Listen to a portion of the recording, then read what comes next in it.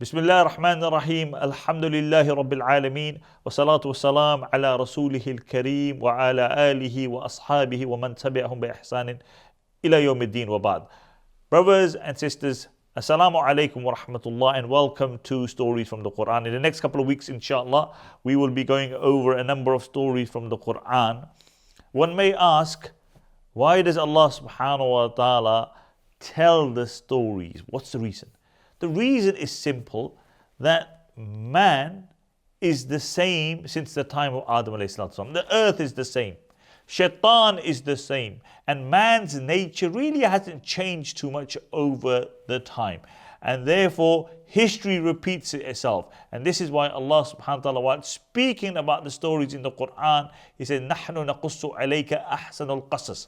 We tell you not just normal stories, we tell you the best of stories. Why? Because the Quran is the most accurate history book to ever exist. And therefore, we take these stories and we take lessons from them, as Allah subhanahu wa ta'ala also articulates in Surah Yusuf, لَقَدْ كَانَ فِي قَصَصِهِمْ إِبْرَةٌ لِأُولِي الْأَلْبَابِ. Indeed, in their stories is a lesson, a heed for those who have intellect. And therefore, inshallah, today I will speak about a story which is a profound story. Allah subhanahu wa ta'ala mentioned in a couple of places in the Quran, and this is the story of Ashabus Sabt, the people of, you could say, Saturday. These were a group of people who belonged to the Bani Israel. Now, the Messenger of Allah sallallahu alayhi wasallam came to Medina and he started giving dawah to the Jews. Many of them refused the dawah. So in the Quran, the Prophet ﷺ would say, look, there is the mention of this and there is the mention of this in your books, but you deny the existence of that in reality. So now, in one place, there was a story, but it was not actually mentioned in their books. There was nowhere mentioned in their books, but they knew about this story. And this was a miracle of the Prophet ﷺ, that Allah subhanahu wa ta'ala would reveal to him, although he was unlettered. He had no teacher, and Allah subhanahu wa ta'ala kept no teacher for the Prophet ﷺ. So nobody could say that the teaching of the Message of Allah were adulterated by the Romans, the Christians, by him reading, by him writing. So he remained unlettered. The uniqueness of this story is that the general theme in the Quran is that the Prophet ﷺ would say, go to your books and you will find this mentioned here and you will find this mentioned here. But this story, the people of the Saturday, the Ashabul Sabt, wasn't mentioned in their books, but they knew about this. And this was the unique nature of the Prophet ﷺ, that Allah subhanahu wa ta'ala wanted to keep it in a way that only Allah was the teacher of the Prophet ﷺ. Nobody could say that his teachings were adulterated by the Romans, by the Persians, by the fact that he could read or write, by the Jews or the Christians. And this is the reason that the message of Allah sallallahu alaihi wasallam was kept unlettered. Now, the story wasn't mentioned in any of their books, but the Jews of Medina knew about this story. And this was a miracle of the Prophet sallallahu alaihi wasallam, like you had when the Prophet sallallahu alaihi wasallam on the Isra and the Mi'raj, he went to Bayt al-Maqdis. Now everybody knew that he had never been to Bayt al-Maqdis, so they asked him to describe Bayt al-Maqdis. So he describes it to them perfectly, because as he mentions, it was as though the masjid was brought in front of me and I could see the masjid, all its details. But still, they had a doubt. Maybe somebody told the Prophet ﷺ about what the masjid looks like. So the Prophet ﷺ said, you know, your caravan which has gone to Bayt al-Maqdis, when I was returning back, I actually saw where it was, and after this many days it will be back in Mecca. And exactly what the Prophet ﷺ said, the exact date which the Messenger of Allah gave was the day that it returned to Mecca. So here, this story, Allah subhanahu wa ta'ala mentions it in the Quran, and Allah says to the Prophet sallallahu alayhi wa sallam, وَاسْأَلْهُمْ عَنْ قَرْيَةِ الَّتِي كَانَتْ حَاضِرَةُ الْبَحْرِ إِذْ يَعْدُونَ فِي السَّبْتِ إِذْ تَأْتِيهِمْ حِيتَانُهُمْ يَوْمَ سَبْتِهِمْ شُرَاعًا يوم لا يسبتون لا تأتيهم كذلك نبلوهم بما كانوا يفسقون. Allah subhanahu wa ta'ala speaks about the fact, ask them about the city or the village which was by the sea, when they transgressed in the Saturday, when the fish would come to the top of the river only on the Saturday and no other day besides the Saturday. And this is how Allah subhanahu wa ta'ala tested them, بِمَا كَانُوا يَفْسُقُونَ, by that which they transgressed. So this was a test. So look, in the deen of Allah subhanahu wa ta'ala, the vast majority of things are halal, and there are few things which are haram. When it's relation to women, the vast majority of women are haram, and there's only a few, your aunties, your mothers, your sisters, your wives, who are halal. Although the vast majority of things for these people were halal, Allah subhanahu wa ta'ala wanted to test them through the fish. So they lived by the sea. Just by the sea they lived. And what would happen is that there would be no fish during the entire week. Come Saturday, and Saturday was the day that they were forbidden from fishing. No fishing on Saturday. The fish would come right to the top of the sea and they would jump out of the sea. So all week no fish, and this is how Allah subhanahu wa ta'ala wanted to test them. What kind of sabr do they have? So what one individual did is that he went on a Saturday, he caught one of the fish, he tied a little string to its tail and left it in the sea.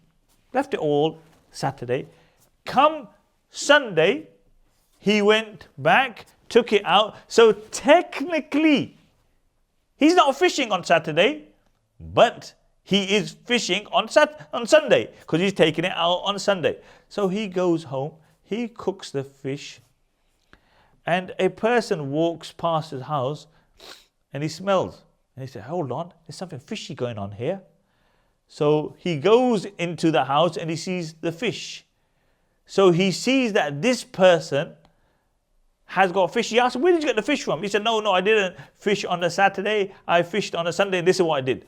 So then what happened amongst these people, what they started to do is that all of them, or many of them, they would go on a Saturday and they would catch the fish. They would either make channels from the side where the fish would go in, and then they would block the channel so the fish could no longer go back into the sea. And then the next day, the Sunday, they would come and they would take the fish out of the channels. So this is how they were, subhanAllah, playing games with Allah subhanahu wa ta'ala. The narration mentions that this became so common that they would have markets selling fish. So there was the group of people who disagreed with this, because they knew that you were playing games with Allah subhanahu wa ta'ala. Allah subhanahu wa ta'ala forbade you from fishing, but now you were finding loopholes. You know, like, na'udhu billah, sometimes Muslims find loopholes. They find the most vaguest loopholes and they get the most fringe fatwa that they can to justify that loophole. This story is a great lesson for us. When you go fishing for a fatwa, you will find some mufti out there who will give you that fishy fatwa. But is it that which is accepted by the mainstream? And if it isn't, then really you're playing games with Allah subhanahu wa ta'ala. You're games with Allah subhanahu wa ta'ala. And therefore this story is an amazing story, because when this happened, they were divided into three categories, and this is ajib. So these people were divided into three categories. The first category were those people who were actually fishing. Then you had the other two groups. But that was actually one group which was divided into two. So this group, one group from amongst them was saying, look, these people are a waste of time. You know, and the other group was saying, no. We still need to give them da'wah. We still need to give them da'wah. We need to call them back to Allah subhanahu wa ta'ala. And Allah subhanahu wa ta'ala captures this beautiful in the Quran. So there's one group of people fishing, you have the other group, and that other group is divided into two. One group out of the other two is saying, don't even bother with these things. These guys are past it. They're such rotters that no matter what you do, nothing is going to change their state. Leave them. The other group is saying, no, we need to give them the dawah. And this is where Allah subhanahu wa ta'ala articulates this in the Quran. وَإِذْ قَالَتْ أُمَّةٌ مِّنْهُمْ لِمَا تَعِذُونَ قَوْمًا اللَّهُ مُحْلِكُهُمْ وَأَوْ مُعَذِّبُهُمْ عَذَابًا شَدِيدًا قَالُوا مَعْذَرَةً إِلَىٰ رَبِّكُمْ مَعْذَرَةً إِلَىٰ رَبِّكُمْ. This is so beautiful. That one group of people say, why are you giving them dawah for? These people have passed it. Allah recalled this in the Quran. These people have passed it. There is no benefit giving them the dawah. The other group of people are saying, no, no, no. You know why we're giving them dawah? Because on the day of judgment, we can say to Allah subhanahu wa ta'ala, we can excuse ourselves. If they are destined to be punished, then they will be punished. But what we will say to Allah subhanahu wa ta'ala on the day of judgment, oh Allah, we gave them dawah. Therefore, the responsibility is lifted from us. And this is so beautiful, because when Allah subhanahu wa ta'ala speaks about this ummah, كنتم خير أمة أخرجت للناس تعمرون بالمعروف وتنحون عن المنكر. And you are the best of people. You are the best of nations. أخرجت للناس. You are taken out for the benefit of humanity. Humanity must see your khair. تأمرون بالمعروف. Allahu Akbar. You enjoying good. وتنحون عن المنكر. And you know why I love this story so much, these two groups of people? Because this is exactly what Muslims are like. You have one group of people, no matter what you try to do, they're always negative. Oh, bro, no benefit on doing that. Oh, leave them. Waste of time. Rotters. Don't give them dawah. Subhanallah. This is exactly how these two group of people were. One group of people were saying, don't bother with them. The other was saying, no, we have to. This is our obligation. These are our family members. These are part of the ummah. Yes, they are doing wrong. They are doing wrong. And you know how much they had divided themselves from these people? This group who disagreed with them, they had actually built a wall between them. The group of people who were fishing. But then this group, they divided into two. And the reason why this has so much relevance for us today is because, sometimes when you're doing the work of dawah, you have these people who are always pessimistic, always negative. Going to do a march, nothing ever changed with the marches. Going to give dawah, nothing ever changed with dawah. They're going to do charity. Why are you giving for charity? They're so pessimistic. The Prophet ﷺ, wallahi, defined these people so beautiful 1400 years ago. He said, Man qala halaka nas fahuwa ahlakahum. He who says that the people are destroyed is the one who's destroyed them. That person is the one who's destroyed them. Why? Because he's created negativity in the community. He's created people who are pessimistic in the community. No. The Prophet ﷺ said that Allah says in the Hadith al-Qudsi, Ana inda dhanni abdi bi. The way that you perceive me to be, that's how I am. If you are positive towards me, I am positive towards you. And then at the end of the hadith, the Prophet ﷺ said, Allah says, then man can think of me how he likes. If you think positive of Allah, then Allah subhanahu wa ta'ala will assist you. And if you think negative of Allah subhanahu wa ta'ala, and then that will be your outcome. The final outcome of these people who played games with the command of Allah subhanahu wa ta'ala was this. That Allah subhanahu wa ta'ala turned them into monkeys and turned them into swine. He transfigured them. Why? Because they played games with the ahkam, the sharia of Allah subhanahu wa ta'ala. They found loopholes to justify the haram that they were doing. The narrations mention that the next day, the believers, they come from behind their walls than to these people. Because during the day they would intermingle, and then at night time they would separate. And they found these people, they were all transfigured. They were all transformed into monkeys, apes, and into swine. And subhanallah, the narrations mention that they would say to him, didn't we tell you not to do this? Didn't we tell you not to do this? Didn't we tell you not to play games with the laws of Allah subhanahu wa ta'ala? But now it's too late. And they lived for approximately, according to narrations, about 6 days. Some narrations mention there were up to 70,000 who actually were transformed into monkeys and apes. Ibn Abbas radiallahu anhu would remember this. And Ibn Abbas radiallahu anhu would remember this story. And he would cry. He would say, if this is the outcome of a person or a group of people who flouted one law of Allah subhanahu wa ta'ala, then what about us today? So brothers and sisters, the thing that I want to take away from the story are two main things.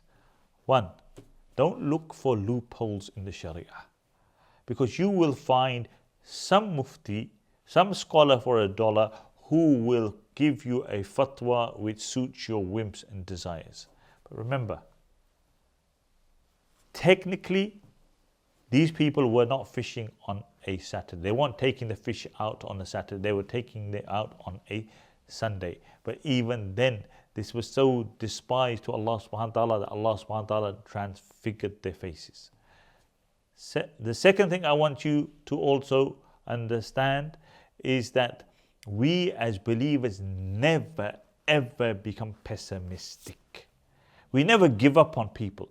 We make the effort and the results are in the hands of Allah subhanahu wa ta'ala. And therefore it is an obligation upon this ummah to do the da'wah.